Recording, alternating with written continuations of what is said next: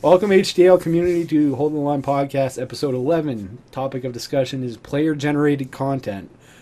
With us, we have Rachel, the editor-in-chief of the editorial team. Rachel, say your name because God knows I butcher it every time I attempt to. It's Amalathea327. Then we have ParagonGreg, or Greg, as most people would know him as, our moderator for the forums. And we have Baron X2. Welcome, Hello, Baron. dudes and dudettes. Hello, everybody. So, before we get into anything else, let's get into some HTL news and community highlights. There's some HTL restructuring going on. New teams, some new staff, some changes happening, get us better organized, better streamlined. If you want to see what it really is, go ahead and click the link that I'll be providing in the description for the video as well as the podcast on holdthelinecom.podbean.com if you want it on your iTunes or your random podcast catcher for your smartphone or tablet. HTL article highlight. Oh, actually, Rachel, this is yours. You're right, it is mine. It's titled Sex, Drugs, and Violence, but Not in the Virtual World. It mainly is an article that focuses on how much video games are stereotyped and stigmatized for the level of violence, sex, and drug use. And talking about how they're actually, the one thing that I want to point out that I don't necessarily know if many readers would pick up on is there's a study that I quoted in the article done by Harvard in which they look at the video game boxes. And it's a quantitative study, and it was the first at the time in, I believe, 2006 that had been done, focusing on if the ESRB rating on the box is actually reflective of the game content, and they found out that more often than not, it wasn't reflective of the game itself and what type of content was actually in there. So it was, to be completely honest, community, it was a really hard article to write. I think I took on a bit too much. But there was a lot to cover, and I tried to keep it as non-biased as I possibly could. So please go ahead and check it out, and please comment either maybe if you have some other stuff you'd like to you want to add, or just give your opinion about, hey, this is really cool, or wow, your article's terrible. Why'd you waste your time? Although that'd make me feel kind of bad. So please don't do that. So, community, click the link that's going to be in the description of the video. HTL review highlight, Vanquish by Wastelander. Pretty thorough review, I thought. Pretty fair on it. I'm biased. I liked it. I really liked that game. I was going to say, I liked it too, so I can't say. Oh, you guys, come on. What? Never played it. That's a terrible game.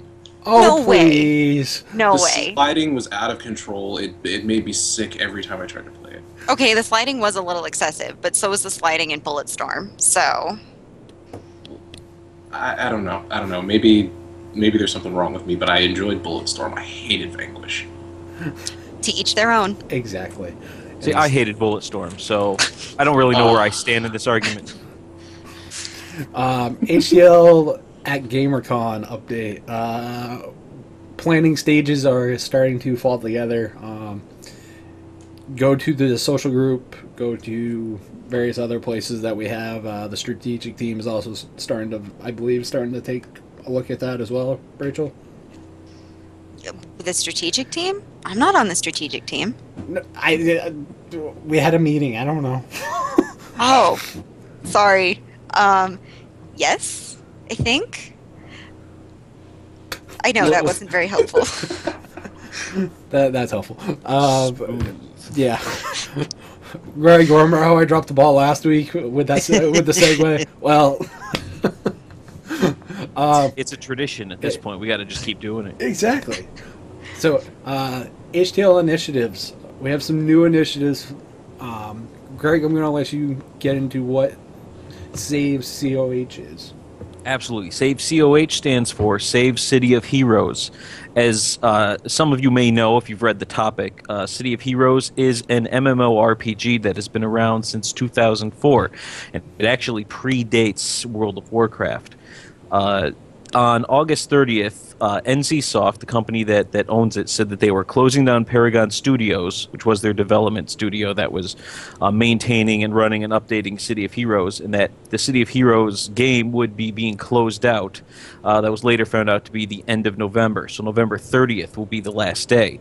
Now, this comes despite the fact that the game was still very much a profitable game, and it's actually one of the more popular games, and it's probably going to go down in history as being the most popular, the most well-populated, and the most active MMO to ever be closed.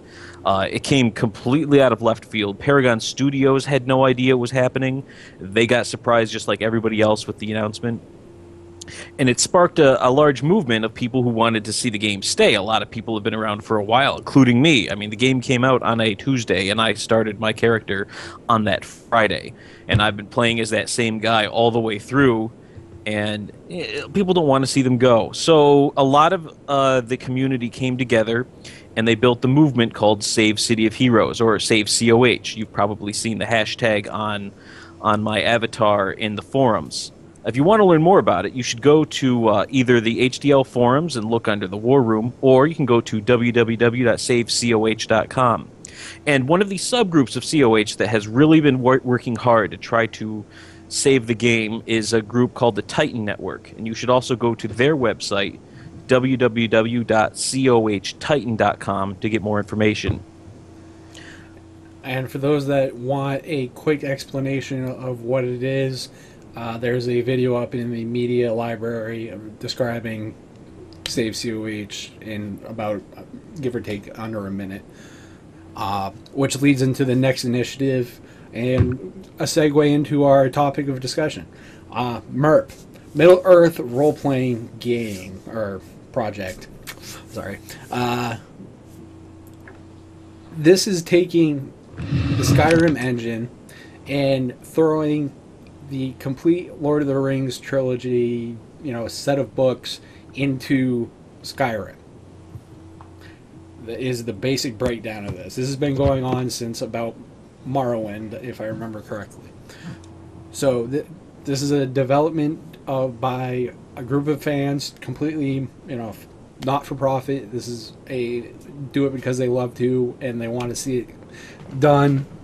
And they've been hit by Warner Brothers with a cease and desist letter for potential copyright and a few other things related to that. So HTL is supporting this initiative and their cause because, well, it's not for profit, and it brings up a lot of other issues, fan art, modding, the list goes on and on as far as what this particular topic brings to the table as far as issues that are related to the industry as a whole. So, getting into that, Rachel, what is player-generated content? Well, player-generated content is usually content that players create that is then added into the game itself. So, it doesn't officially have to be added into the game necessarily. It can be something that they've modded as well into the game, but usually when you see it, it's something, it could be something as simple as a hat or a flag or a chair item that goes in your house, something like that, or it could be something much bigger, like a whole level or something like that. Greg, what are some of the most prevalent examples of player-generated content, games or toolkits or what have you? All right, I'm going to be dating myself here, but when I think player-generated content, my mind immediately goes to Doom. That was the time when I was actually using a lot of player-generated content, and that could go from anything to creating levels, buying sets of expanded levels that were player-created in order to add to your own gaming experience. You could do mods, you replaced sprites with other sprites, and so there was like the Homer Simpson mod and the Beavis and Butthead mod and all of those. And just gonna play the little name drop game. My brother, one of his more proud moments is that a level that he designed for Doom 2 actually got picked up by one of these collaboration CDs they were selling and was marketed and sold in one of those packs. and he was pretty proud of that. I had a couple levels that were never picked up, to the best of my knowledge. But that's where I go to with player-generated content. I know there's some other more modern, but when I think player content, I think Doom and Doom 2. And Baron, can you give some examples of, say, more modern? The one that I'm most familiar with, to where you can build stuff and everything like that, either Halo Forge, the Forge levels that you can do, or Team Fortress 2. Those are the two that pop into my mind. Halo foremost, because you build your own levels and stuff like that, create your own games. So that's what comes to mind when I think of player-generated content. I was going to say, the ones that come to mind for me when I think player-generated content, I think of things like Little Big Planet, which it's centered around user-generated content. More or less. For a console, it is. Was it Mod Nation Racers is another one. Skyrim. That any game that releases the toolkit on PC. Games like Skyrim with the Fallout games. You have the original Dragon Age also came with a toolkit. There is a lot of modding ability within the PC side of things more than I would say console, or for user-generated content on the console side. But Greg, what were some of your favorite games for player-generated content, though? All right, other than Doom and Doom 2, which I gotta say, Little Big Planet was one. The Portal 2 expansion with the user levels was fun, and those are probably my biggest examples. I hate to be the one-trick pony, but Doom and Doom 2, I still play with those mod kits to this day. It's fun replacing those sprites, isn't it? It really is. Rachel, same question. I haven't necessarily. I think because I'm clueless up until recently about a lot of user-generated content, that I didn't necessarily notice things. But Counter-Strike is also another one that comes to mind, with the various things that people can add in and things like that. That is, I mean, they just have entire rewrites out there for it that I just think, all that I can think is, wow, there are some really dedicated people that really enjoy doing this, because I think I'd rather go watch paint dry than do that. Now, correct me if I'm wrong, but isn't Counter-Strike itself a mod? Originally, yes, it was. The original Counter-Strike was a mod of the Half-Life engine. Yes. Originally. But so within that, though, there's just been so many that have just taken off from that. I was going to say, for like Half-Life 2, I know Gary's mod is a big one. There's a lot of stuff built around the source engine that's been people can tweak quite a bit and customize to pretty much however they want. And for those that want to make custom movies, go download the Source Filmmaker. It's quite fun. I mean, the other thing, I with Halo as well, with the map makers, those are kind of fun. I have spent a little time trying to tweak with those, but I lose interest pretty quickly because like I said, I don't think I meant to do that. You can never really get the perfect map that you want to. You really have to spend a lot of time, and it's super frustrating. Watching paint dry. Okay, watching paint dry. Right. When you finally get that map to click the way you want it to, it's a good feeling. I used to do that a lot with Warcraft 3 when they allowed you to make your own multiplayer maps, and I dedicated a lot more time than I probably should have to that. It's okay, Yeah. we don't judge you. I was going to say, I've put a lot of time into editing. Tweaking Dragon Age is pretty much the game I usually tweak the most. Skyrim is another one. A lot of the user-generated content is actually fairly well done. So those are my favorite games to mess around with as far as user-generated content. For those that want user-generated content for Skyrim, you have the Steam Workshop. You also have a site called Nexus. Go there, you can find user-generated content as well. Baron, same question. What are some of your favorite, other than probably other than Halo, which has already been mentioned? Actually, you know what? I don't have a PC, so I don't get to mod stuff like you fantastic people do. But I do watch a lot of videos of mods that people put together, and the one that I really like to see is when people put together like mashups of different game series. Like the first one that comes to mind is Mass Effect, where I think there was one trailer. I think Akivios or something like that. I'm not sure if I'm pronouncing his name right. Where he made a mod of where the character Shepard would be.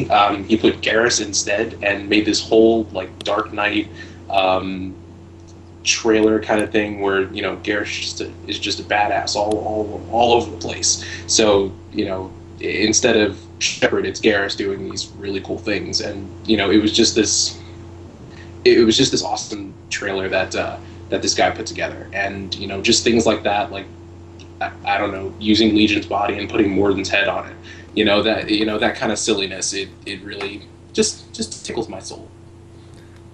Yeah, because I like stuff like that because it gives us a game that's like a serious game series, a little bit of sense of humor and stuff.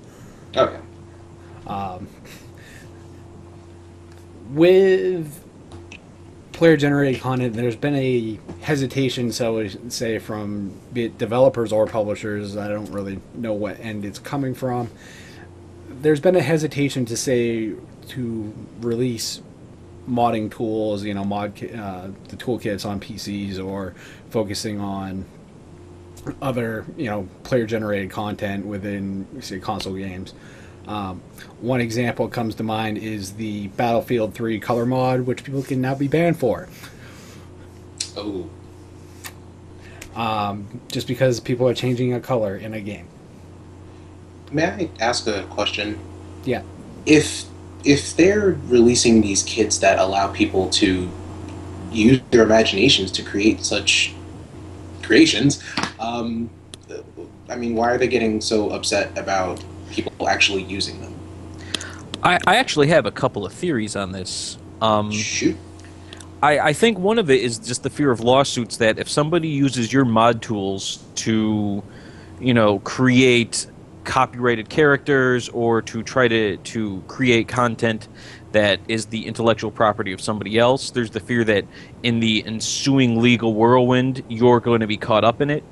And there's also the fear that once you allow players to create user-generated content, that potentially could take away from DLC sales or sequel sales or expansion packs that you might have been planning. And that'll make a lot of people think, well, why do I want to pay money for your expansion when this guy made a pretty cool one all on his own and he's giving it away for free? I mean, that's an interesting response. It just seems like people are, developers and publishers are opening Pandora's box, and they want to give us something, but I don't know. It just seems like they're opening up a can of worms that really doesn't need to be opened if that's what they're worried about. Well, but I know one of the things that kind of sparked my digging and my obsessive research with things, because I can't just read a few things. Because I have been playing EverQuest 2 for a number of years, and I got an email saying that EverQuest 2 was going to allow for user-generated content, and it's simple items. It's simple house-made items, and they provide, they said, here are some toolkits, and some places you can download, or you can use the stuff that you would use it yourself if this is something you do for fun, and then you have to submit it for approval. The interesting thing with this as well is that you can actually make money, like real money, and I think it's you can make station cash, and then I've been trying to really figure out how it works, how you can actually make real tangible money, not just station cash, and it's been kind of eluding me, but you can actually make money from your sales, and you get paid quarterly from it as well, but it has to be approved. So maybe that's the way it's going to go, is the user, the content that players create is that it has to go through an approval phase. I mean, obviously they're not just going to be like, yep, any, Joe Schmo can make stuff and put it in the game and we're going to call it good. There obviously has to be a checks and balances. Well, right. I mean, you can't just let orcs roam the land free and unchecked. You have to, you got to chop some heads off. You got to have an approval process, or else, you're setting yourself up for these lawsuits and stuff like that are coming up. That's just my viewpoint. I'm going to stop now. Well, I have a question though, Greg. When you're talking about, for intellectual property, I mean, do you think it could get to the point where, I mean, it's even certain color schemes that I'm sure people it could could get to try that and, get and claim? I think it's more related. The example I think of, and this isn't really specifically player generated content, is what immediately made me think of the lawsuit. Is that at one point when City of Heroes first came out, Marvel sued City of Heroes for copyright infringement, not for any of the characters in the game, but because since they had such a dynamic character creator, they said you could recreate some of our Marvel characters, and that's copyright infringement. And that's what I think could be along the ways of, well, you gave them the mod tools to create something that we've made. So, we don't want you to be able to do that.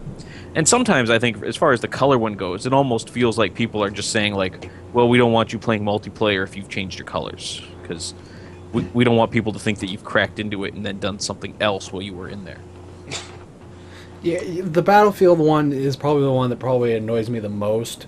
Because it's not even, you're not really tweaking the game that much.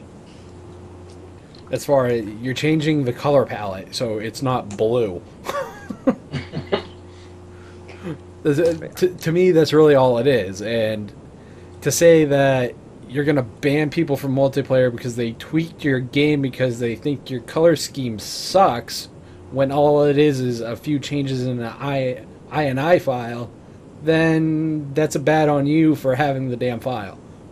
Yeah, I think their worry is that once you've changed the colors in the INI file, it's like, well, what else have you changed? And even though you didn't, and they know that you didn't, it's the perception that you could have changed something. And if people even almost think that you're using a cheat, they will react badly. I have flashbacks to days in college where I showed up at a guy's dorm room with a baseball bat because I was certain he was using an auto-aim bot.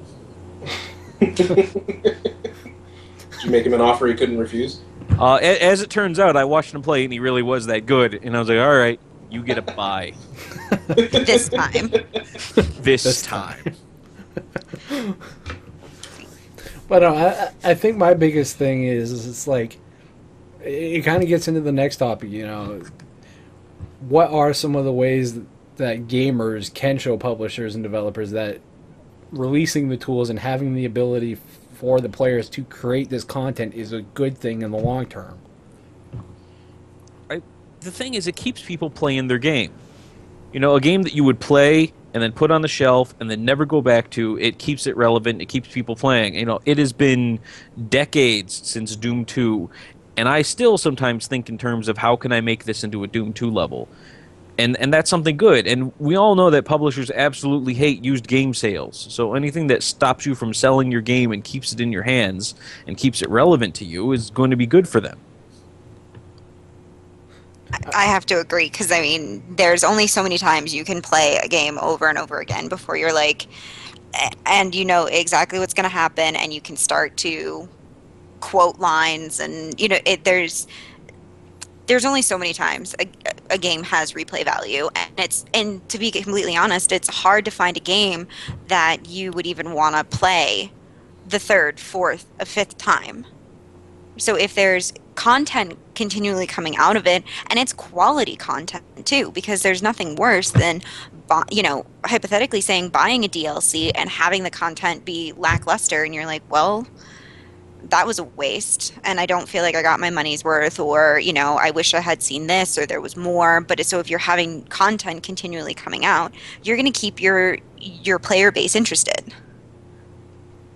And that's part of why Little Big Planet's so big, because it just keeps getting bigger and bigger. People have the power to, put these things together, and it keeps their interest. So I gotta agree with you guys. Replayability is a big thing. I mean, in fact, under the ESRB rating should be an expiration date, so that you know how many times you can play it before it starts to get boring.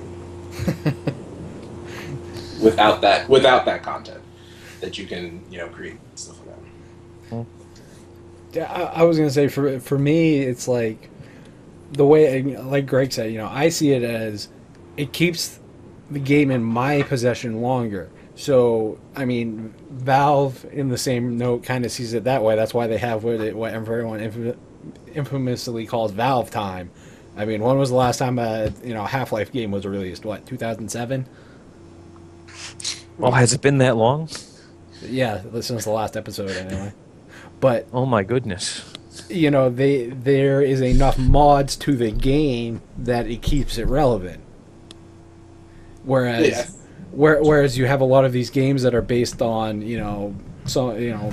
whatever engine they decide to run on, and you can't mod them at all, or you can't tweak anything at all, be it on the console or on the PC versions, and it detracts from the replayability, because I don't know how many times I've gone through and be like, like Mass Effect would be a great example. It would be like, there's a lot of stuff in here that would be really cool if we could mod, but we can't.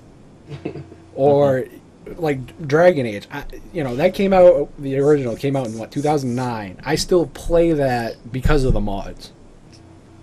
There are some good quality mods that overshadow the DLC by a lot. That's true, and even the expansion pack. Yes, one of my favorite mods for Dragon Age is one called Dark Times. It's 2 gig download for a part 1 of a 5-part DLC mod. Oh, what does it consist of? Completely new storylines. Goes into new characters, fully voiced characters. Take your pick. It'd be like a complete expansion pack.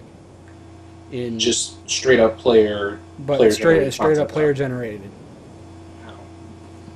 There's some other mods as well. There's one called Quest and Legends for Dragon Age, where you actually go to Antiva before ME3, not ME3, Dragon Age 3 started to do that. So it's a lot of interesting stuff. That's what the kind of stuff that keeps me going to those games. And like Little Big Planet, I still have the original. I didn't even buy 2 because I still have enough content on the first one. What's the point? Exactly, which is why I wasn't sure why they were making a sequel, because you could just keep making it bigger and bigger. Yeah, it felt too soon. I think the sequel could have benefited a lot, and I don't know if they actually did this because I didn't buy it, but could have benefited a lot from being able to use the current base of content and then allowing more things on top of that, so that you didn't lose the current giant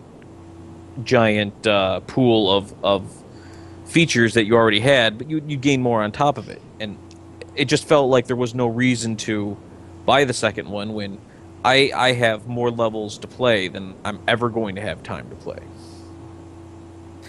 Yeah, I know. It's like, because the last count I remember was there was over 1 million levels for the first game or something. Right.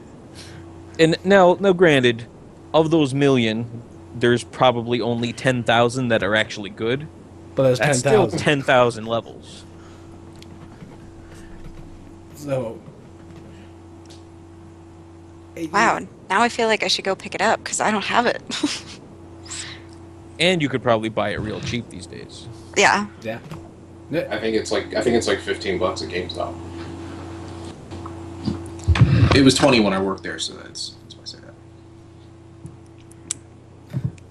So, to me, I find it sad that it's Sony that is pushing the player-generated content the most out of anybody.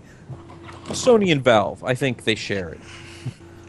What I find interesting, though, is that when I do my research and things like that, that I see it seems to be a lot more of the MMORPGs that have a lot more player-generated content out there, or have that ability. like, and even just small stuff. I was reading an article about Aeon, that they were having a contest to create a new weapon for one of the classes. So something simple to get to get your community involved, to, try and um, get people to be creative and things like that. I think is also another way to really help engage the community, to create to help your player base. But Matt, one thing that I was thinking about when you posed the question of what can gamers do, we always are going to have to run into that issue of there are going to be the bad apples in the bunch that ruin it for the vast majority of people that are doing what they're supposed to be doing. So I think if people don't get discouraged and continue to create the good content, that hopefully game developers and producers that'll help them to see that, oh, maybe we should actually take a look at this and see how we can implement this and integrate it into our game. Right. What do you mean by the bad apples in the bunch? I think people that do mod and do things that take away from the game, that use it to find cheats in the game and things like that, Okay. to exploit features. Right, okay. Yeah, and it's kind of, to me, I understand that, and I hate it's kind of like the debate we get into with the last one, good or bad single player experiences. I hate to see that a few bad people are gonna ruin it for the majority that are using it for what it's intended to do. And if you're gonna take that mentality, you can take that mentality with pretty much anything. That, oh, these people are gonna do that, so we're gonna implement this, so you can't do any of that. And it just, in the long run, it takes away, you dwindle your own player base. Oh, It you're kills absolutely player right. loyalty. Yeah, because players view everything. There are so many games that come out now that it's just like, oh yeah, trade it in, throw it, whatever. So, it makes renting seem more logical than going out and buying a game now, because there's nothing to keep me attached to a game. Sorry, multiplayer doesn't work. All hell Gamefly.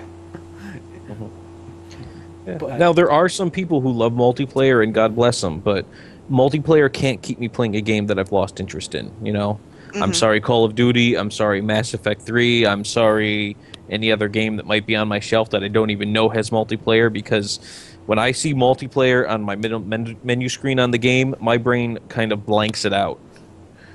And it's just a space. Do you think that has to do more with nostalgia or just a general dislike of multiplayer? I think I'm going to blame Xbox Live, to be honest. Okay. I don't like playing with the scum of the earth. And if you play multiplayer on Xbox Live, that's who you're playing with. Well, don't get me wrong. I hate the next prepubescent screaming in your ear as much as you do. But I mean, the reason I ask is because I'm more on the side of nostalgia, because I value my single player experiences more than multiplayer, just because that's what I grew up with, was the single player experience. The only time you had multiplayer was, well, for Mario Kart.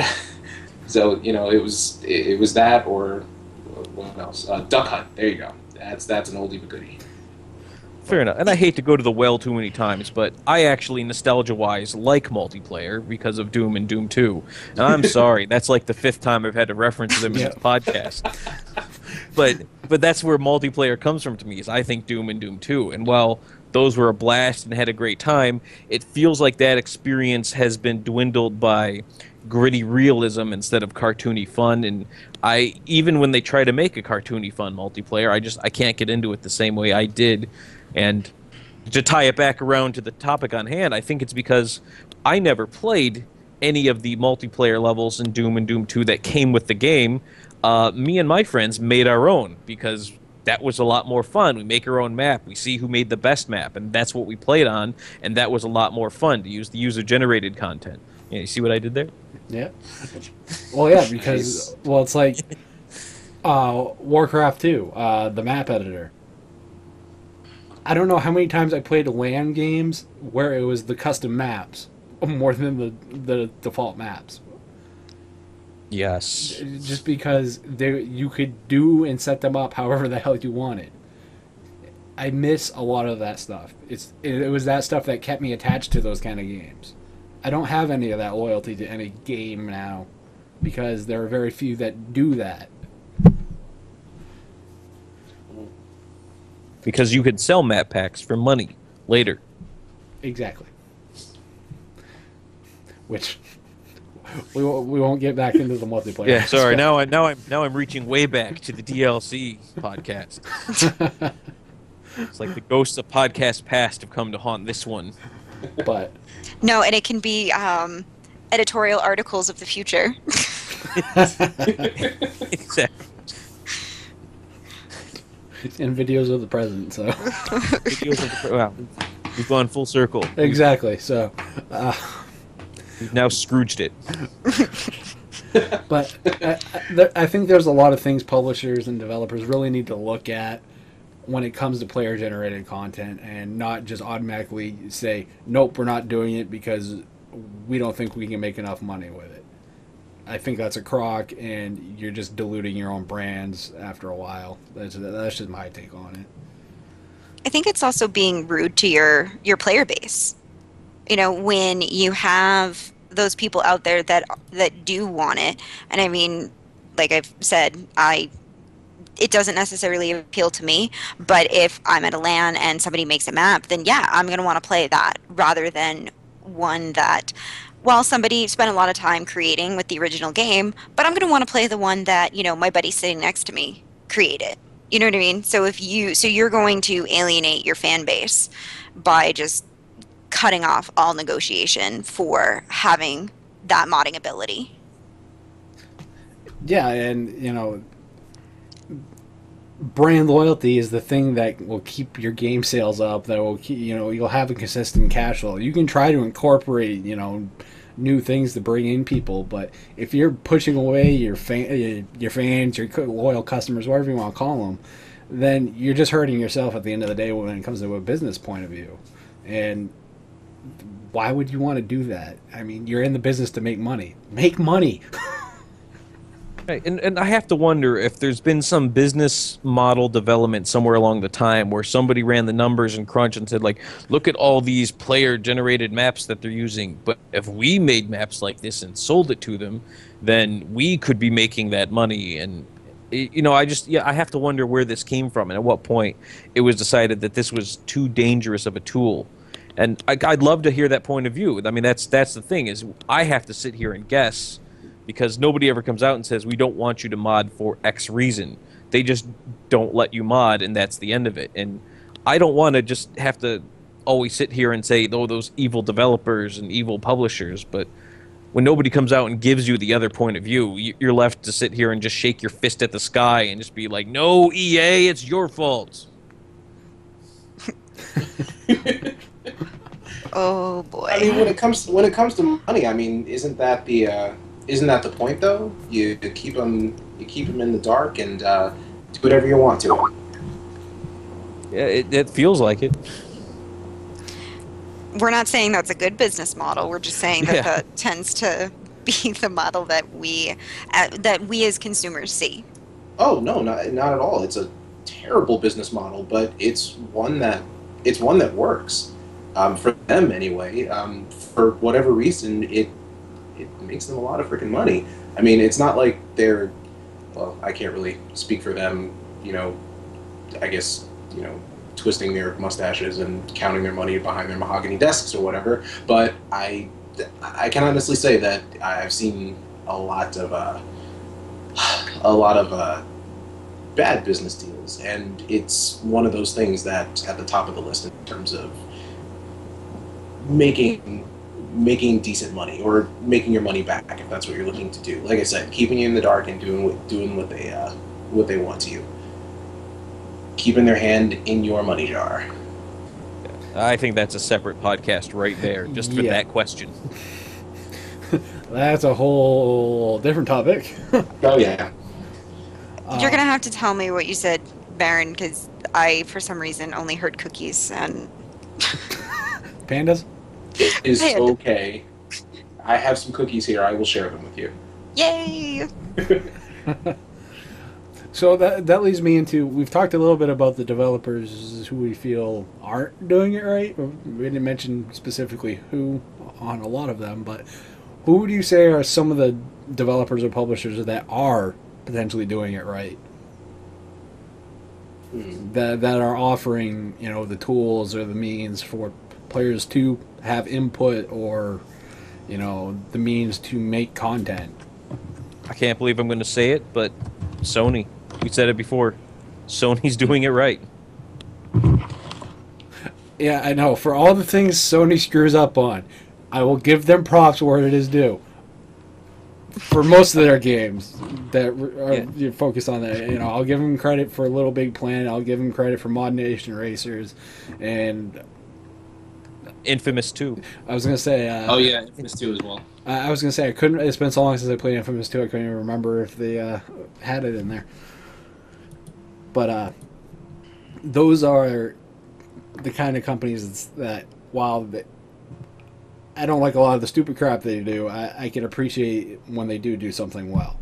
Yeah, it's just so weird because Sony's one of those companies that I feel like I'm poking in the eye all the time for, why did you do this and why are you making this decision? And then user-generated content, something that like the big companies almost have formed the unbreakable phalanx on, that thou shalt not pass. And Sony's just waving people by like, yeah, come make some stuff for our games.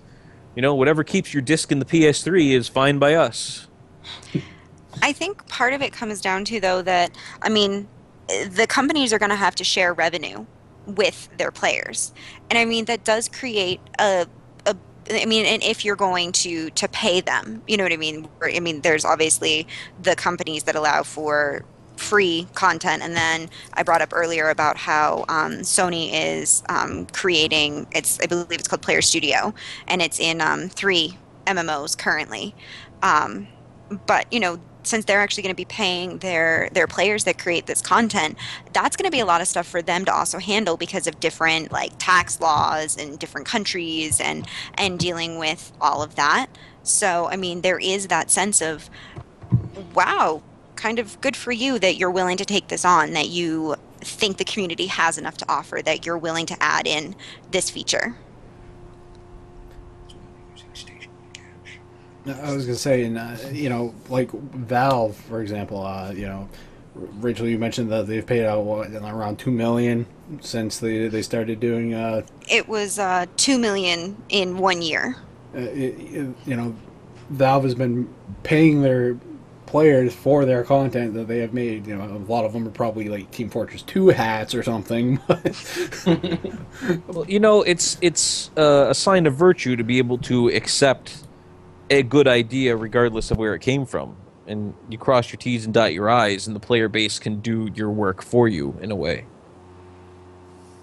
And you know what, Greg, that's a great point in the sense that, well, now you're not having to, you know, you can have your development team focus on creating, if it's, you know, creating quality expansions rather than having them focus on, you know, house items. You know, oh, let's design this new chair because I know that my giant mansion in EverQuest 2 needs another chair, but now I can have it from, you know, the person who lives next to me or something like that. I can buy a chair from them.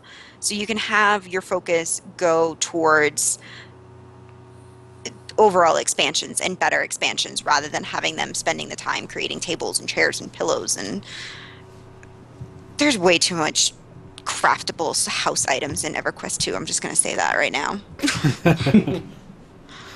And you're only going to get more. I know. Like I said, like I need another chair or table or weird pillow or moss fairy thing. I don't even know. Anyway. For me, I think some of the developers and companies that are being more open with generated content,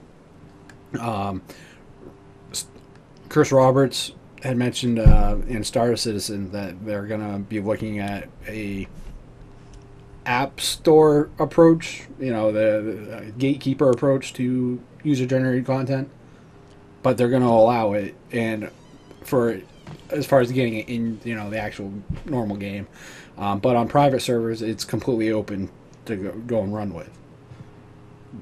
And that's I believe that's an MMO. Yes. And that's awesome. Another game is the new Neverwinter Nights game that's going to be coming out for online. How did I miss Neverwinter Nights? There's going to be a new one? Oh, I'm excited. Neverwinter Nights Online, they're releasing the Foundry tools where you can make your own levels. You can do your own, it's what Neverwinter Nights has always been. Ooh. So that is something I am looking forward to. Greg, I know you had mentioned something about looking forward to that as well. Oh, yeah. Another company to me that is doing it probably just as well, Obsidian, with their Project Eternity stuff, has mentioned that they are supporting mods for the community, and they are teaming with the Nexus.com people for providing mod support within game, and they're making it accessible as much as they can to the community.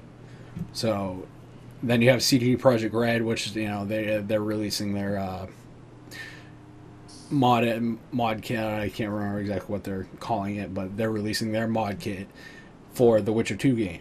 So that is epically awesome if you are a modder. Yeah. Not to degenerate into another love letter to CD Projekt Red, as we do just about every couple of weeks on the podcast, but they're doing it right. They keep doing it right.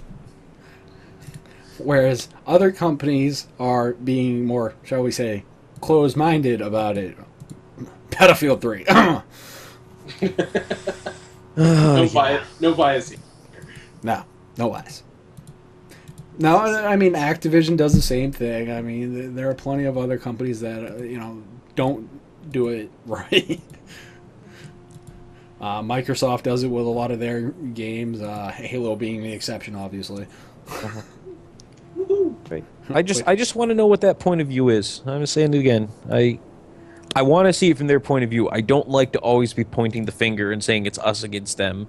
And I know these decisions come from somewhere, but it's so closed off that you have no choice but to assume they're just being the big giant evil. Well, it's the whole thing of if you can give me a clear, concise reason why, an explanation, then maybe we can come to an understanding. But if you give me nothing to go on, then I'm left to draw my own conclusions.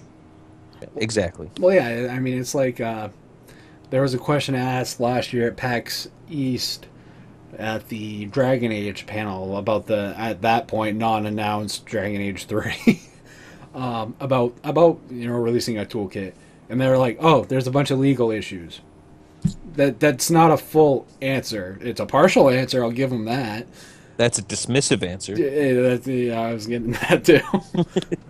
But it's like to me it was a cop out answer. It was just like, oh, we don't want to because you guys create better content than we do.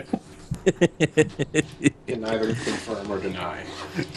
I know. So I mean, it's like, because that was, for me, that was the biggest disappointment with Dragon Age 2. Was like, oh damn, this could have been a really good game if. I just want to point out that didn't you pay full price for Dragon Age 2? I paid $80 for Dragon Age 2. And the mod kit was your biggest disappointment? Believe it or not, yes. Wow. Insane. As I've put out there, I spent $5, and so wasn't really that bad for me. I got a very good $5 game, but man, if I had dropped $80, I would have probably been upset. I've played it once, let's put it that way. But anyway. So, are there any other developers you guys think are doing it right? I mean, we seem to get into CD Projekt Red quite often. Yeah. I'm going to go ahead and say id Software. Mm-hmm. Yeah. Yeah, actually, didn't John Carmack do something about releasing the modding tools a little bit sooner?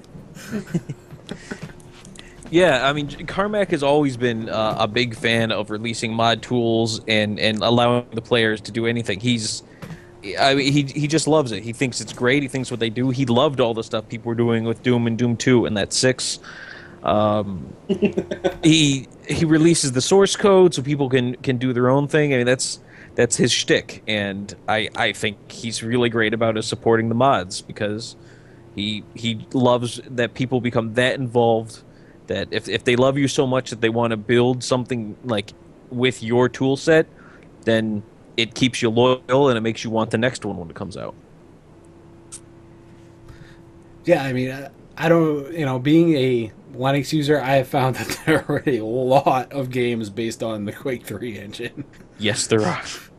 And actually, for those that, just as a side note, Exonic is the one that G-Man will probably be playing for the Christmas tourney. Just saying. As a plug. Yep. So, I agree, John Carmack probably is, which I'm surprised given that they're now owned by, crap. Yeah, I can't even remember who owns them now. They're owned by crap. They're owned by. See, if we had a chat room, they could have just told us this by now. Yes, exactly. So now they're just sitting at work. Thank you. ZeniMax Media. Yes, thank you. Yeah. You say like everyone's at work yelling at their iPod right now, going like, What "Why the don't hell? you know You guys that? are stupid." Thank you, Google. Why didn't you do your research?" Fear my Google foo. I would have Googled it, but the computer is like all the way on the coffee table. So, Mine, well, one of them is in my lap. The other one is nearby. the one with Windows 8. Beta. Have to- It just makes people realize that much more why when I yell at the other laptop, you understand why. Not only is it running Windows 8, but it's Windows 8 beta. And my husband was going to fix it and load the full copy of 8 to just check it out before we went back to 7. But then I was on it all weekend. Oops, my bad. So he kind of didn't get to. So I can't complain.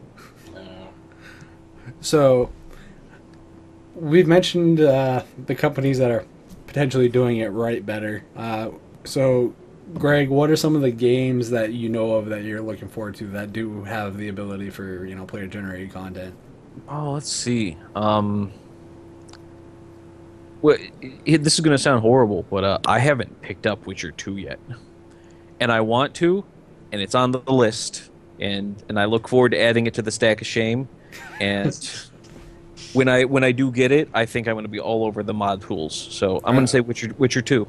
Are you going to actually get the PC version for it? I probably will, yeah. Well, I'm going to go to goodoldgames.com and pick it up. Because it's DRM free. That's another podcast we've now brought back. Bringing it full circle. All the time. Again. Baron, are there any games that you know of? I'm assuming Halo is probably the big one for you. Halo is not my crutch. I actually have two. One's a game, one's a console. I'm going to start with the game first and say Dishonored. It seems like there's a lot of possibilities that gamers could. There's a lot of trouble that gamers could get up to in that game. I feel like that's one of the games I'd like to see with a lot more player-generated content. And the second option, which is actually a console, which I'm surprised nobody's mentioned yet, the Ouya, the little square box, the thing that's coming out in April. It's like this form of open source gaming where basically you have the games that are at their specific app store, but you can also pop the thing open and make your own modifications and stuff like that to have it do what you want it to do. And it's made specifically for player generated content.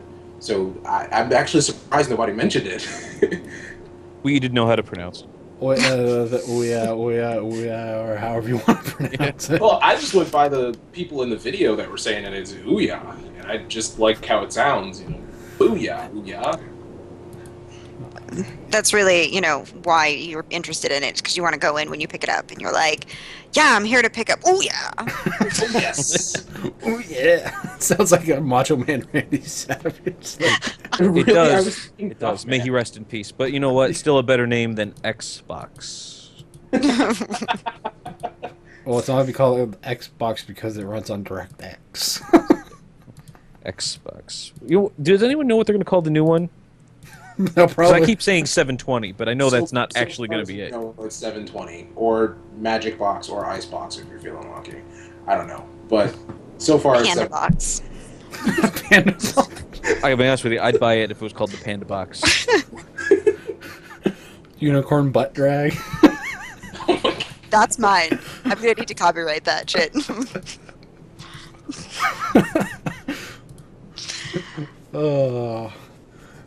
Oh, it can't be any worse than the plausible PlayStation 4, which is being called what, Orbis. Why would they That's even actually change kind it? of cool. They have a good naming system right now. Yeah. Just Like, change Just the number. change the number. Oh, Like, PlayStation's fine, but Xbox is stupid.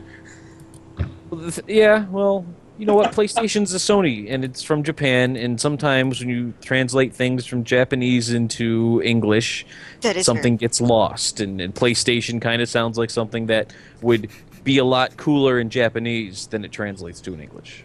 Sounds like something you'd get from an Adam and Eve website. Oh. Yeah. Oh. Incidentally, if Yeah. you enter private.com Yeah. at Adam and Eve, then you can get 50% off most items. And I just face palmed. Head desk. Oh, awesome. So, okay, now that I'm completely lost for words now, Rachel. Well, to be completely honest, player-generated content isn't something that I necessarily go straight for because I wouldn't use it myself. But after looking into Star Citizen, that looks really cool. And I'm not necessarily one for space games or flight sims. So the fact that I think it looks neat has to say something. Yeah, I was gonna say that definitely catches my interest. And well, obviously now Neverwinter Nights is one you're. That is true. There is that one.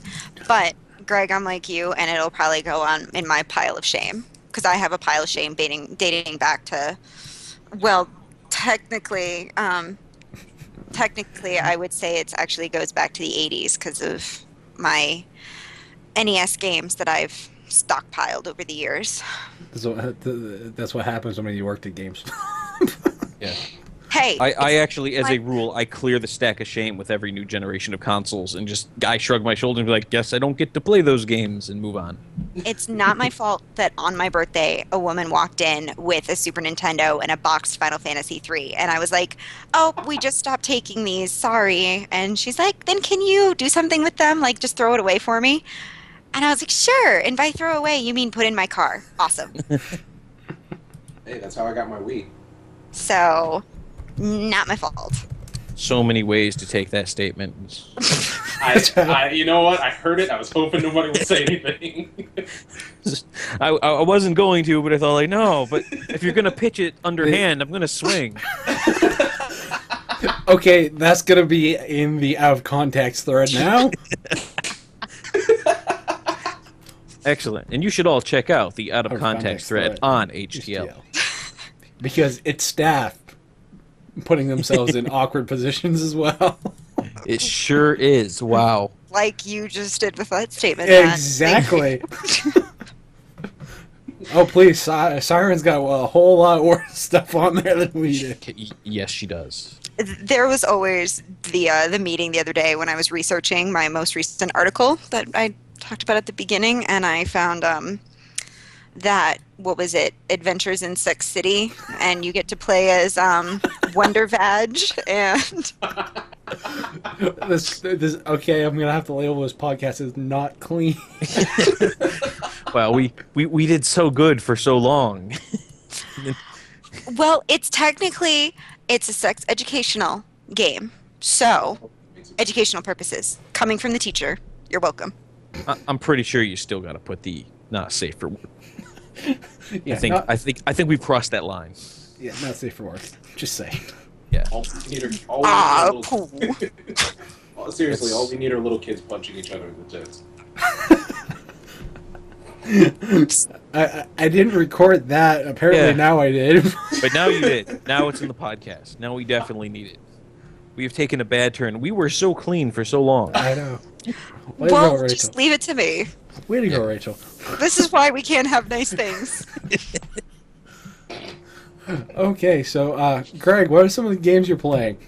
All right. Well, this feels so weird that I can say this, and I've been on the podcast enough times. This makes sense to people, but hey, I finally finished LA Noire.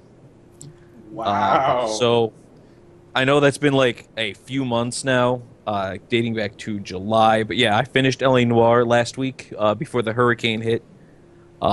Good ending, like the game.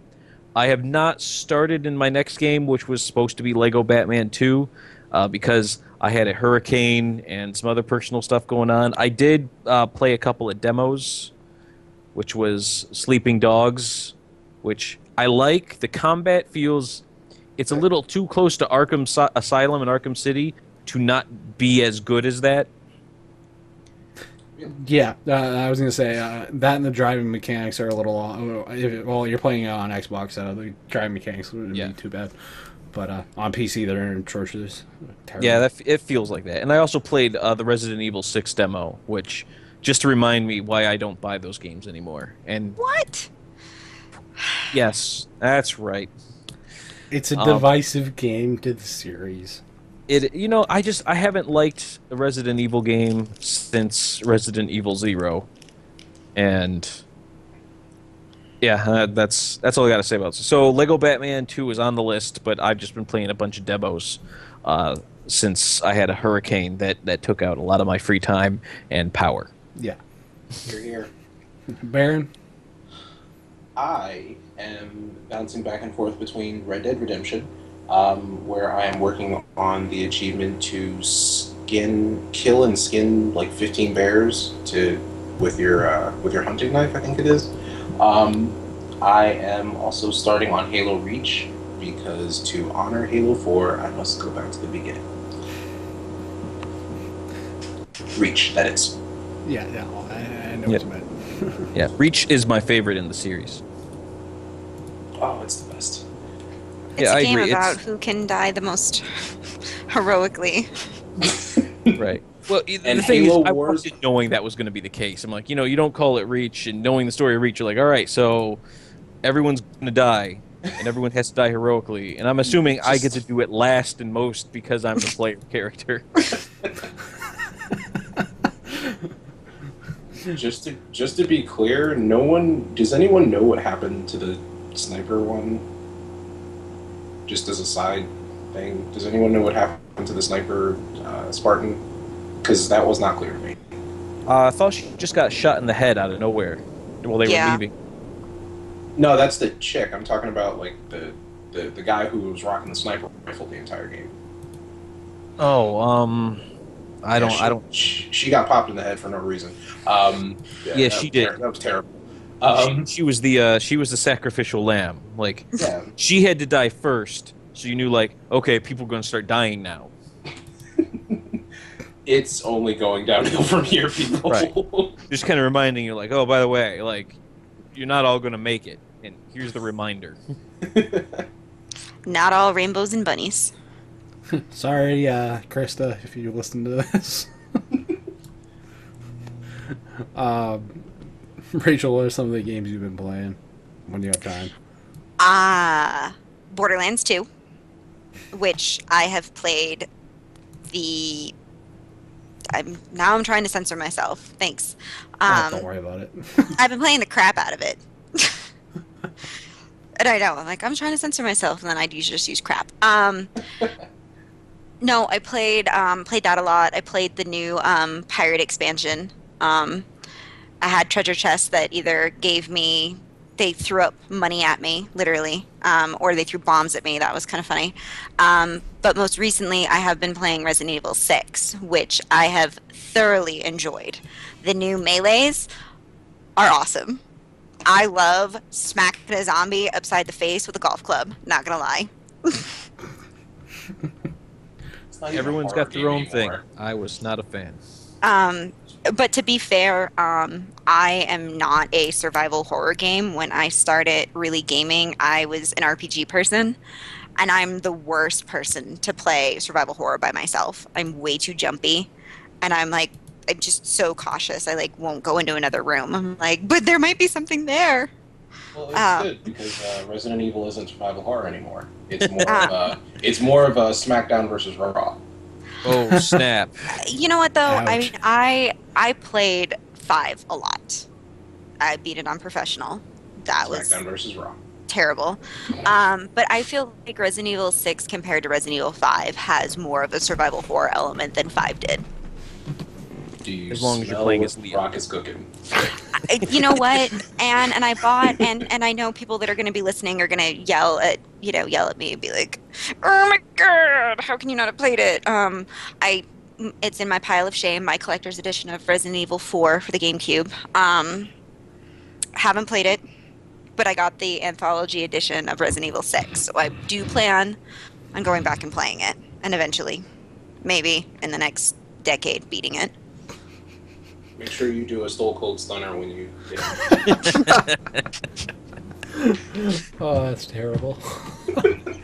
Oh. You know what? I have a present for you. It's a bag. It's a bag of something. Oh, just go ahead and say it. We've already gotta- earned the label. Yeah, why don't you eat it? Oh my god! No more cookies for you. I'm not sharing my cookies with you. Pandas, Rachel. Pandas. Pandas. For myself, Rachel, you'll be glad to know I've actually started playing the original Borderlands finally. Yay!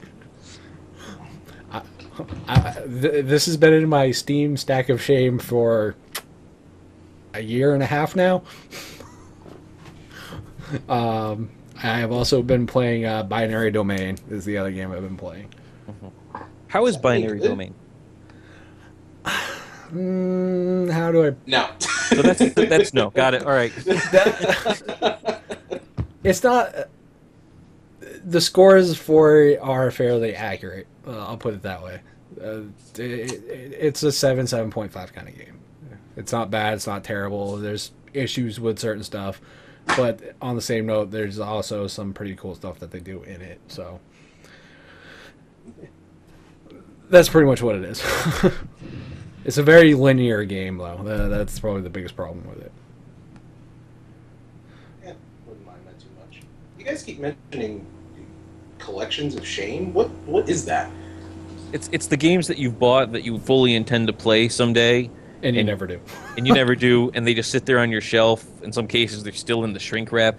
I at one point took all of mine out just so I at least didn't have that hanging over my head. But they're sitting there and it's like, oh yeah, I bought this game back in 2008, and I'll play it someday. And It just never happens. yeah, it just never happens. And And so by gum, I'll get to the first level. yeah, and you're just kind of like hanging your head in shame, like, yeah, I'm one of these days I'm gonna play Deus Ex. I will. I'll get to it. Yeah. I believe Xenosaga is still in the plastic wrap for me. Dear Lauren, each one of those is like 7 hours of cutscenes. I'm still plugging away at Lost Odyssey, and I bought it day one. I haven't even made it off the first disc. Join the club. I bought it day 1 too, and I stopped at disc 3, so I'm only halfway through the game. Wow. Kingdom Hearts 4 is still in its shrink wrap. I make Kingdom Hearts 1. I'm sorry. 4? There is no 4. I have There's no no idea where that 3. came from. I think you. I had a mini aneurysm just there for a minute. But yeah, Kingdom Hearts 1 still in the shrink wrap. Wow. Opening song is the only reason to see that game. Just saying. So I can just see that and then just be done. It's Utada Hikaru. She's awesome. Well, you Just don't need saying. to open the game for that. Just go on YouTube. It's an awesome song. I'm just saying. Well, that's how I learned about it. So Well, that's how a 'Cause lot of it's- us learned about it. yeah. So because it was, I love SquareSoft. Was it still Squaresoft at that point? I was don't still remember now. Squaresoft, yeah. Okay, It was still before it Squaresoft. became Squeenix. And but I personally do not like the other half of what makes Kingdom Hearts. I'm just not going to say it because I don't want to say it. I just am not a fan. The thing that shall remain nameless. So Final for me, Fantasy? that just Voldemort? What are you talking No. about? If I like Squaresoft, what else was there? There we go. Heart Squaresoft, don't heart other thing. Anyway, so that So just kind of confused. ruined the mouse Oh, yeah. with. Or as my I knew what you meant. I was just trying to give you a hard time. as my mother referred, and maybe this is just because of the way I grew up, and she would always call him the rat. But so that just kind of ruined the game for me. So I couldn't get into Kingdom Hearts. Yeah, neither could I. So, Never played it. Neither have I. so that's It's that. Proud owner for 7 So- years. In I was just gonna say. I think the last RPG that I bought was Suikoden 5. Was the last JRPG I bought. I'm just gonna say for the record, I have a copy of Suikoden 2 for my PlayStation 1. Oh yeah. Never played it either. Still a stack of Excellent. shame. It's opened at least because I bought it used, but I did pay the $60 for it. However, Yeah, because finding it is a pain. yep. Hence why I was willing to pay the $60 for it. I can't say much. I have a copy of Valkyrie Profile. I also have a copy of that as well. How old is that? 2000, so 12 years now. Ooh. Unfortunately, mine's open, so it's not worth as much as the sealed. But I don't remember if mine is open or not. I can't remember. anyway, so HTL, you have heard about our stacks of shame as far as our video games we have not played. So I would like to thank all our guests for joining us. Thanks, guys. Much appreciated. You're welcome, Pandas Thanks. HTL. Thanks for having us. SaveCOH.com. All right, and that's it, guys. See you next time.